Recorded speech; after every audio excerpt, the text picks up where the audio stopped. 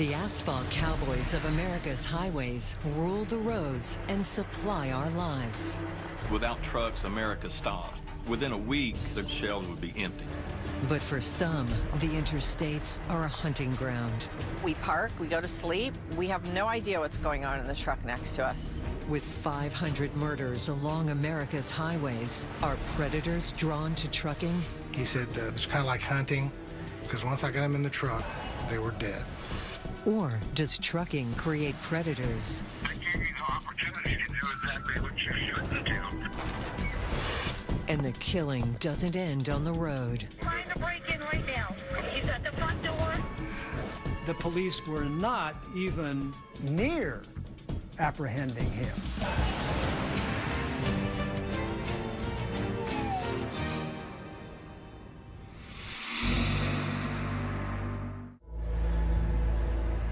Grapevine, Texas, January 31st, 2004. Walking along Bear Creek, a father and daughter encounter a sight that will haunt them forever. The body of a young woman, naked, bloody and broken. She appears to have been tossed from the highway overpass directly above them. And the incident is not unusual. Every week, grim discoveries are made along America's highways. These are not crime scenes, they are dump sites, and most offer little chance of solving the harrowing crimes they represent. Highway murder is the subject of Ginger Strand's 2012 book, Killer on the Road. Finding a body by the side of the highway is a particular problem for law enforcement. Not only do they not know who this person is, but they don't know where the person came from. Typically, a murder is investigated by looking at people close to the victim. Frequently, husbands are questioned right away, boyfriends are questioned, enemies, all those things that you see on Law and Order. When you're looking at the interstate highway system, of course, none of those questions have any relevance. But law enforcement isn't always at a loss. The woman tossed from the overpass in Grapevine, Texas, had the word Seminole tattooed on her arm. She had no IDs, she had no clothes, she had no jewelry, nothing. The only thing that they had to identify her by was her tattoos. Within a week, the body in the creek regains her name and her story. She's 19-year-old Casey Jo Pipestem, a poet and promising athlete from Seminole, Oklahoma. Casey had scholarship offers for track. She had scholarship offers to play basketball. She was, I guess everything a girl would want out of a little sister. But life was complicated for Casey Jo, who had been reported prostituting herself at truck stops. She was beautiful, talented, very, very smart. But there was something missing. And that something missing from Casey's life was a mother's love. We had a mother, but not there like we wanted her to be. And nothing could replace that. Casey Jo was last seen alive at a truck stop on the I-35 in Oklahoma. When her body is dumped in Texas the next day, it joins the ranks of over 500 other murders that have spread along the interstates like a virus on wheels. Originally, the interstate highways were seen as a beautiful kind of road to the best of all possible worlds. They represented economic mobility, social mobility, and the American dream. The violence that then followed in the highway's wake turned that entire dream on its head. Very quickly, they came to be seen as highways to hell. But for 30 years, the data on highway murder just piled up. No one noticed a pattern until Oklahoma State Bureau of Investigation analyst Terry Turner is handed a case that falls between two local jurisdictions.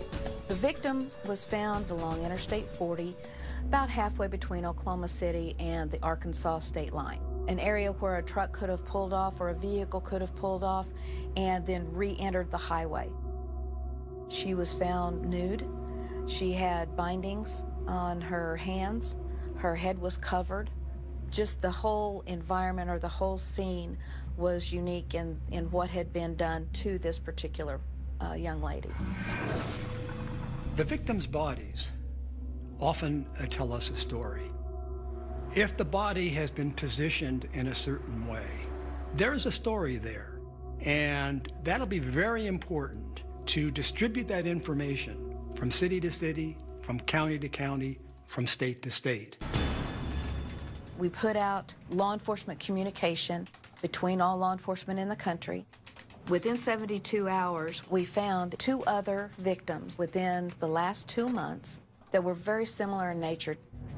Turner is soon tracking 7 unsolved highway homicides across 4 states matching her criteria. All 7 of the girls were found fairly close to a major interstate highway, and there were 3 that were actually dumped off of an interstate bridge. My 7 girls, she calls them, and Casey Jo Pipestem is one. And just like Pipestem, each had been selling sex at truck stops. Tragically, prostitutes are what people in law enforcement call throwaway people. And that's not because people in law enforcement think that they're throwaway people. It's because that's how the criminals see them.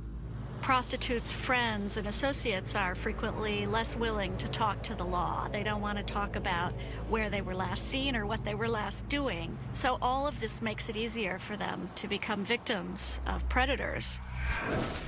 These young women that work these truck stops are nameless, faceless people to society for the most part.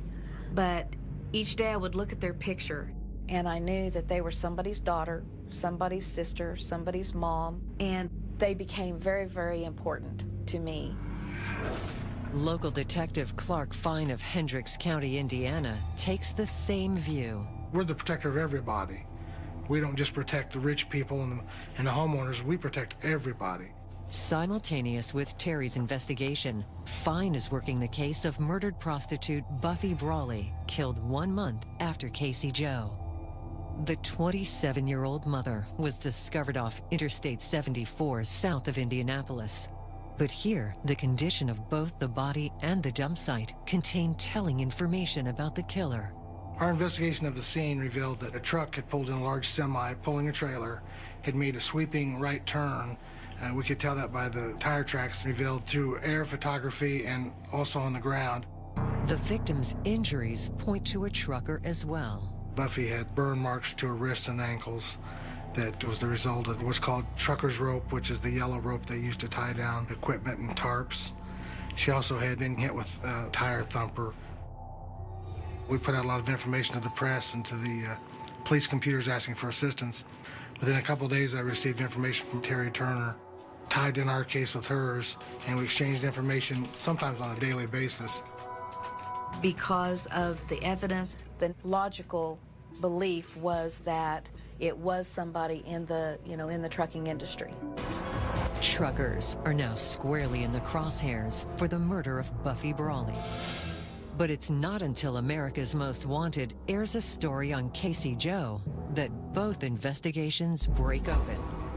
I received a call from a woman who claimed that her nephew, who was currently in prison in Mississippi for a terrible murder, had bragged to her that he had killed a young girl in the Dallas, Texas area and thrown her off a bridge into a creek bed. The caller gave the FBI the name of former long-haul trucker John Robert Williams, who had just begun serving life in Parchman Prison's Unit 32, now closed for violence and squalor. He had confessed to the murder of Casey Jo Pipestem, also that he had killed several other girls, and that he'd be willing to answer specific questions about cases.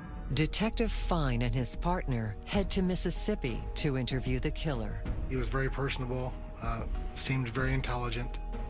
They find Williams so forthcoming, Fine wonders if he may be confessing just to pass some time. It seemed like everything I asked him, he agreed to. When Williams fails to recall one of Brawley's tattoos, Fine is ready to walk away. But then he volunteered information about another tattoo with the word Ebony on her upper thigh. And he said, I thought that was funny because you usually associate the name Ebony with black girls. And I knew right then this was our guy because Buffy Brawley did have a tattoo of the word Ebony on her upper thigh because that was her daughter's name. Fine asks Williams why he did it, but never could have anticipated the response. He indicated to us that it was kind of like hunting. He said, the good thing is, he said, the animals come to you. He said they would come up to our window. As soon as they tapped on our window, they were dead. He goes, because once I got them in the truck, they weren't going to go home.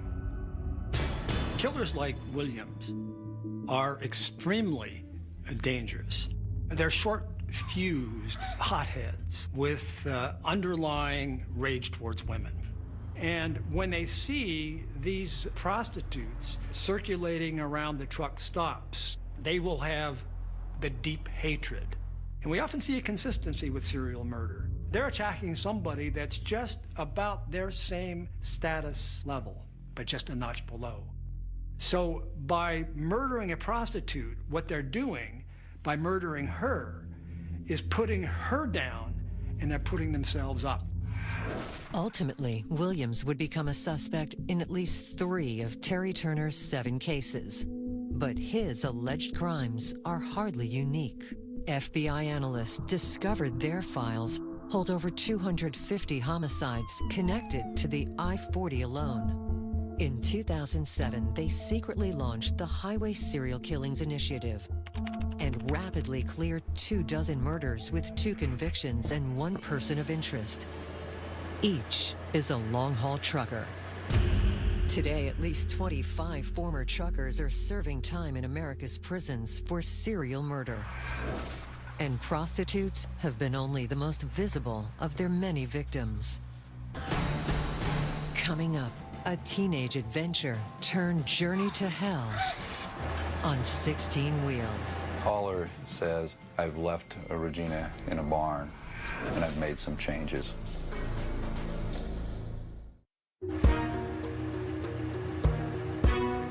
In 2007, the FBI quietly forms the Highway Serial Killings Initiative to match bodies dumped along the interstates with potential murder suspects. 2 groups spike in their mounting database: prostitutes and truck drivers. If you're a predator, trucking is really kind of ideal because you are provided with this endless stream of people who are living already in the margins of the law. And you're traveling a lot from place to place. So it's easier to commit a crime and dispose of the body somewhere very far away. A semi can provide excellent cover. High above street level, it's private, secure, and soundproof behind idling engines. The thing that puts these girls in such great danger is they have to climb up into this big giant, it's almost like a little building. So once that door shuts, they're completely at the mercy of the guy sitting there next to her. On April 6th, 2009, the Highway Serial Killings Initiative goes public. The announcement makes big news, and the FBI bluntly points out most of their 200 suspects are long-haul truckers. The vast majority of the truck drivers and the transportation industry, they are good, hard-working people. And without them, our nation would come to a screeching halt. Unfortunately, between the transient lifestyle of the trucker that can be in 3 states in one day, that take their home with them everywhere they go, and the victimology of these girls at the truck stops, it makes that perfect storm for this type of crime to happen. Trucker Desiree Wood writes a popular blog about life on the long haul. Since I've been in trucking, I have met highly intelligent people, people with really big hearts, truckers that do animal rescue, children's charities. They are involved in so many good projects to help one another. But there's also some very extreme personalities out here. And every once in a while you'll see something strange, but then you go to another town the next day, a whole nother environment. You know, we park, we go to sleep, we have no idea what's going on in the truck next to us. After 35 years at 16 Wheels, Sandy Talbot has earned her seat as trucking's outspoken grand dame. If I could say anything to any young girl that's having difficulties at home, the answer is definitely not to get out here to the truck stop. This is not an industry that will get you out of the small town or whatever issues you're having at home. You're taking your life in your own hands when you knock on that door. In February 1990, fresh-faced 14-year-old Regina Walters is seeking an adventure. She's left her dad in Tucson to try living with her mother in Pasadena, Texas for a while. But only a few days after meeting 18-year-old Ricky Lee Jones, the two secretly decide to hitchhike to Mexico together. A missing person report is filed for what police suspect is a runaway case. But in 3 weeks, the situation turns darker. Regina's father in March of 1990 had received a collect call, and the caller says, "I've left Regina in a barn, and I've made some changes." Mr. Walters asks is she dead or alive, and the caller hangs up. Regina's mother and grandmother also received these terrible calls. It was alarming, and obviously there was some connection to Regina because all the parents' phones were unlisted. Concern escalated from a runaway to possibly foul play. The couple were last seen in Ricky's hometown of Houston, also the home of long-haul trucker Robert Ben Rhodes, who is about to head back out on his route. Though no one saw them get into this 1988 Peterbilt semi, 2 months after their disappearance, a routine police check on that same rig reveals a shocking scene. On April 1st of 1990, a semi was located on the shoulder of the road on Interstate 10 in Casa Grande, Arizona.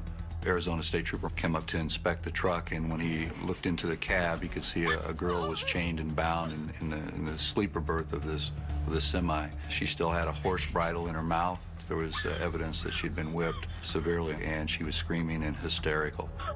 The 40-year-old driver is armed with a gun, but quickly surrenders it, acting as if there is no problem that can't be easily explained. He was not threatening in manner. He was not threatening in appearance. But during the search of the truck by law enforcement, they found a briefcase that was later referred to as sexual torture kit. There was several pairs of handcuffs, chains. There was a dog leash, sexual devices, alligator clips, hooks, and several whips. Yet throughout questioning, Robert Ben Rhodes remains cool, calm, and approachable. Okay. He jokes easily with his interrogator. Yeah. And insists the sex was consensual, even while demeaning his victim. You don't screw around with the women on the road. Not unless you want your to drop off. Okay. But an FBI search of Rhodes' Houston apartment only reveals more horrors. The windows had been shaded so you couldn't see in the apartment. There were some bloody towels that were located. Again, more sexual assault tools and batteries used in specific types of torture. Investigators also find an extensive collection of bondage and torture pornography. When we're looking at these sexual sadists, they tend to be white middle-aged males. I mean, they give a nice guy appearance. But down deep, he's had this rage towards women, probably tracing back to early pre-adolescence. And then step by step, through the years, he's cultivated these fantasies. By the time they're middle-aged, they have this pastime, and that is hurting women. Among the articles seized are various items of women's clothing and rolls of film that pose a chilling mystery. There was photographs of a young girl.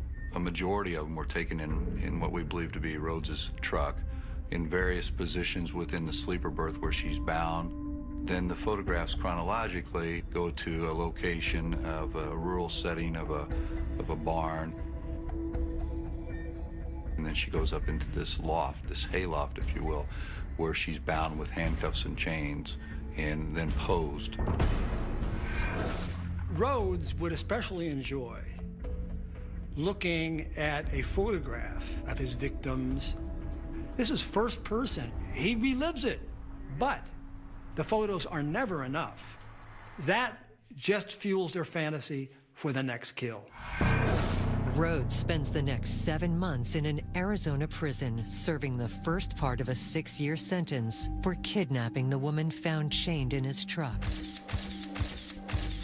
He's about to be released on work furlough when, hundreds of miles away in Illinois, a grim discovery in a broken-down barn along I-70 brings the case of Regina Walters barreling back to life. The victim had a garrote around her neck, which is a very sadistic manner of committing a homicide. It was obvious that we were dealing with someone who had done this before. October 1990. Long-haul trucker Robert Ben Rhodes is serving time in Arizona for the kidnap and torture of a woman found shackled in the cabin of his truck. He is set to be released on good behavior when a terrible discovery is made near a large truck stop in Bond County, Illinois. The body was initially located by a local farmer who had donated this barn to the local fire department to burn down for practice. And he went up into the loft with his flashlight and had seen the remains. Exposed to the elements, it will take forensics to determine even the age and gender of the victim. But the brutality suffered is immediately clear. Some wire was taken off of a bale of hay, and then a small board was broken from the veneer of the barn, placed into the garrote, and then it's twisted down. A very sadistic manner of committing a homicide. It was obvious that we were dealing with someone who had done this before. Analysis reveals the body to be of a female roughly 14 years of age. The description produces a shocking 950 matches in the national database of potential victims. But one stands out. Missing runaway Regina Walters, whose family had received those chilling calls so many months ago. I left Regina in a barn. Immediately, we asked for dental records from Regina and made a positive identification. It was indeed Regina K. Walters from Texas. And that's when the photographs come to light. In learning Regina was murdered in a barn, agents at Houston FBI are reminded of the haunting rolls of film in their file on Rhodes. They actually had been sitting there since April, and now it's October. Experts determined the photographs taken by Rhodes document the last day of Regina's life. A spiral notebook confiscated from his truck is now recognized as having once belonged to Regina and lists the phone numbers of her family. On the inside cover, Rhodes added a cruel taunt on the fate of Regina's boyfriend. It had a picture of a knife dripping, and it said, "Ricky is a dead man." Ricky Jones will be missing until 2008, when he's finally identified from remains found near a Mississippi highway in 1991, driving home the chilling reach of Rhodes' trucking route. Looking back in Rhodes' trucking history, after a study by the FBI, there was 40 bodies that would have fit his time frame. A plea agreement signed in 1992 spares Rhodes the death penalty in the murder of Regina Walters. But serving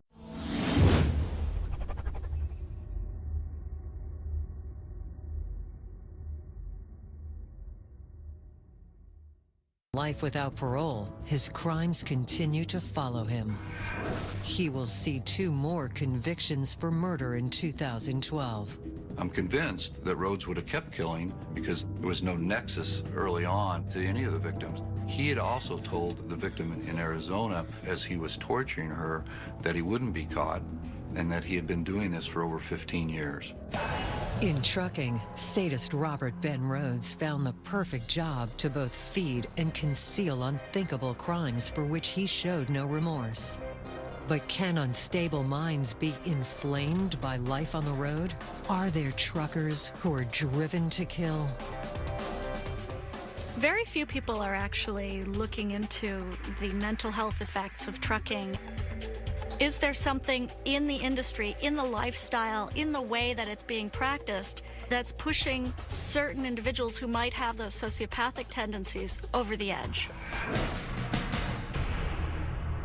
It's 1998, about 15 miles north of Arcata, California. In a remote off-road location, this secluded campsite shelters a haunted man. His handmade map details strategies for staying away from people. Yet long-haul trucker Wayne Adam Ford is not on the run. Instead, he's trying to protect the world from himself. I tried to go out in the woods and disappear because I was afraid of harming someone else. But the woods are only so deep. The problem was I wasn't completely in control of my thoughts, and I realized that I probably would harm somebody else eventually unless I was completely restrained. And so finally I decided that I was going to have to turn myself in. In the annals of serial murder, it's extremely rare to see serial killers turn themselves in. Typically, serial killers will just keep on killing because they enjoy it, because they believe they're invincible, and because they enjoy the game. Catch me if you can. Yet Wayne Adam Ford proves an exception to the rule. On November 3rd, 1998, the 36-year-old trucker walks into Humboldt County Sheriff's Office with a horrific piece of self-incriminating evidence in the pocket of his jacket. A plastic baggie containing a woman's breast. He brought it, he explains, to ensure the severity of his crimes will be instantly understood. Once I realized I had it, I decided that I was ashamed of everything that happened, and I wouldn't have to say anything. That was the whole point. In time, Ford recalls his trucking route, hauling lumber from Nevada to the high desert of California, and the women he murdered along the way. He describes dumping their bodies in aqueducts and irrigation ditches near Buttonwillow, Lodi, and San Bernardino. The police were not even near apprehending him, and they had no clue that it was him doing these killings. It was in this Airstream trailer that Ford confesses he dismembered his first victim and stored parts of her body. But evidence contrasts starkly with the friendly ex-Marine neighbors recall as funny and polite with a spotless truck. You could be a very, very good truck driver. Very neat, very tidy, and if you had some predatory quirks, no one would really ever be the wiser. Ford traces his murderous impulses to a severe head injury he claims derailed his career in the Marines and destroyed his personal life. It just completely altered my personality. After that point, the ability to control my anger started becoming impossible. My sex drive became uncontrollable. Got to where I was no longer in control of my life, really. Trucking might have offered a new start, but began an even darker journey. When Wayne Adam Ford started trucking, he was packing a lot of rage. He had gone through a bitter divorce. Because of his sexually violent demands. And then he starts trucking, which gives him so much time to brood, and he can nurture this grievance and accumulate this rage. So when he's out there driving his truck and he picks up prostitutes, they pay the price. Truck driving is exactly the wrong job for a person who was in my condition. It exacerbated everything. You had too much time to think about personal problems, you were alone, and that gave you the opportunity to do exactly what you shouldn't do. Despite his record of mental health problems, Ford's defense does not enter an insanity plea. On March 16, 2007, 8.5 years after he turned himself in, Ford is sentenced to death in California. Maybe the man had a semblance of conscience, and that there was some guilt there. After all, he turned himself in. But when the jury saw what he did to those women, asphyxiating them, mutilating them, it's so depraved, this jury decided it didn't make any difference if he turned himself in. This man's evil.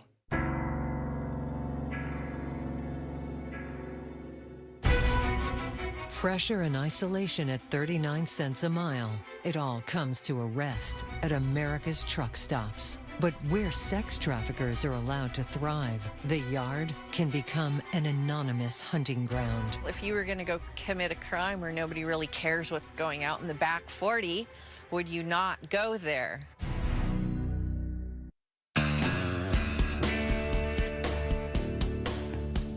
Most of us only know truck stops as civilian drivers or four-wheelers.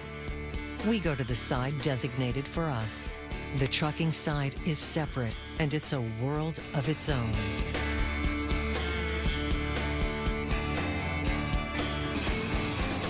The back row at a truck stop is always known as the party row, and that's the row where you go if you're interested in buying drugs or if you're interested in prostitution. The dealers and prostitutes come through the fence at the back of the truck stop and move through, trying to avoid the truck stop security. For many truckers, the invasion is a menace. I remember one incident when I had to get up in the middle of the night to go use the bathroom at like midnight, and I walked in and there was a pimp playing a video game, and he looked at me like, "Are you working my parking lot? Because I run this place." And I felt like I just invaded this person's territory, yet he was not a truck driver. He was running a business. Prostitutes circulate through the truck stop and knock on the doors of the trucks, and even if he's looking to get a good night's sleep, it's frequently very difficult. The truckers who aren't interested will often put a little sign in their window that has a picture of a lizard with a bar through it, because tragically the women who work truck stops are known as lot lizards. And the situation is sometimes even darker than it appears. Some girls may be underage or acting against their will.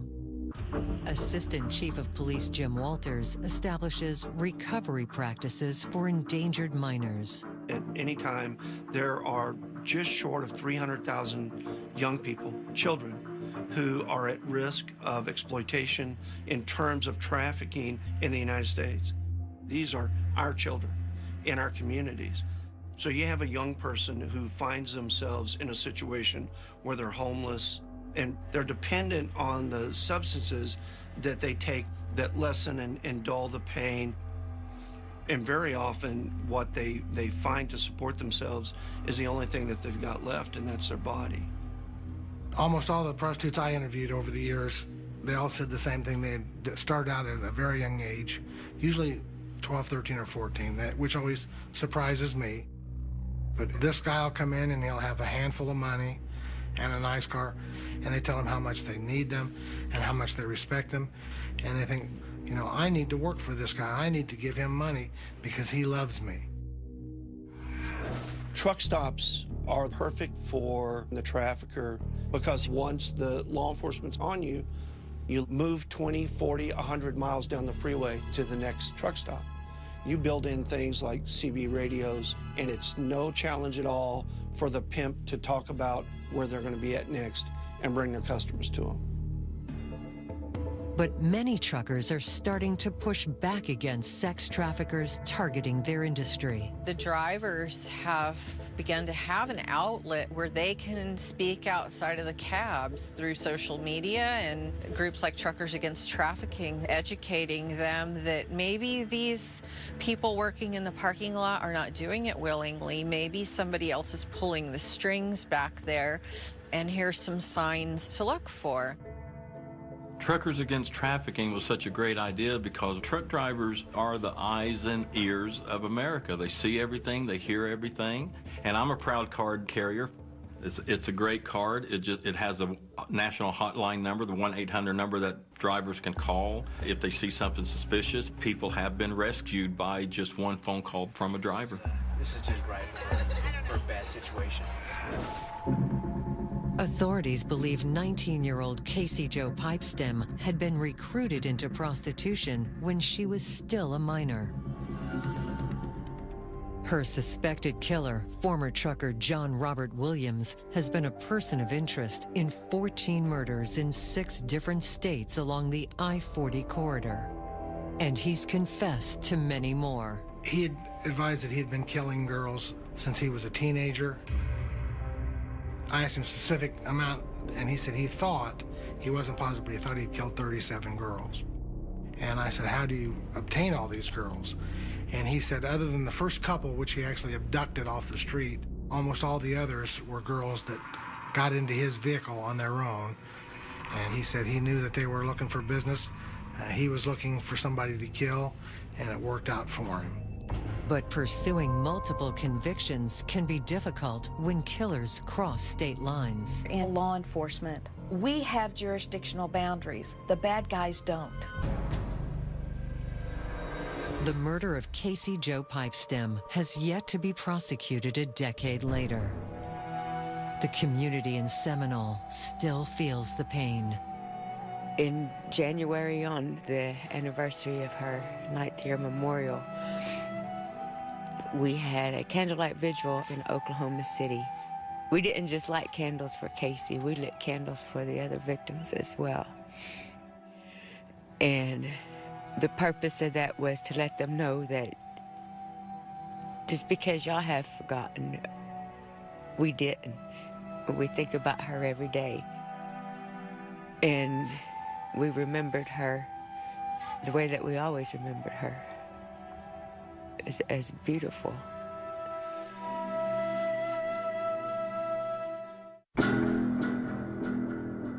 If John Robert Williams bragged that victims came to him, what happens when the killing moves out of the truck stops and onto Main Street? Now, when you look at Adam Lane, he would park his truck and then he would prowl the neighborhoods. And if he found an unlocked door, he'd sneak in. Now, that gives a thrill killer great excitement that they can't keep me out.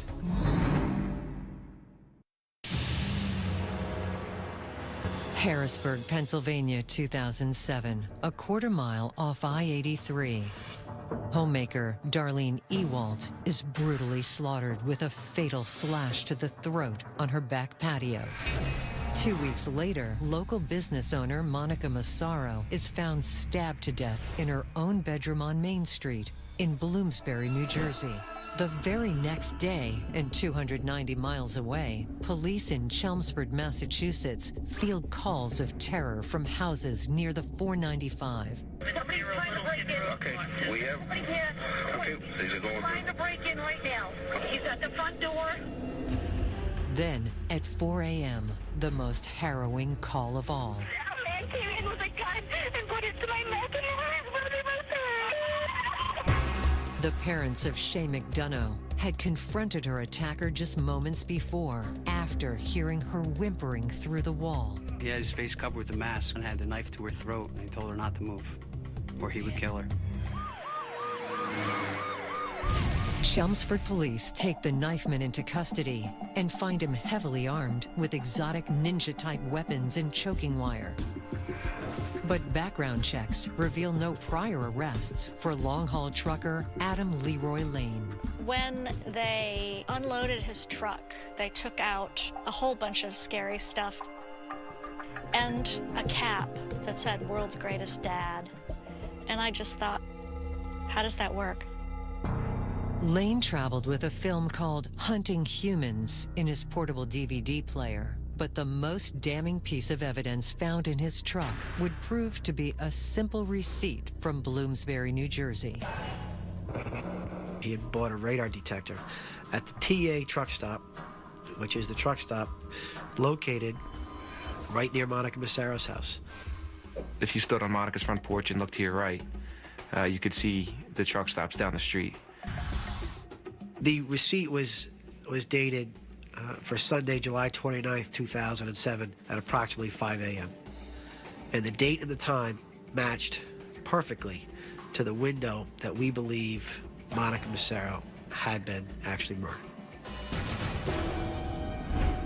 Ultimately, Lane's knife will test positive for the DNA of Monica Massaro and Darlene Ewald, both attacked along with Shay McDonough in a 2-week killing spree along his trucking route from North Carolina to New Hampshire.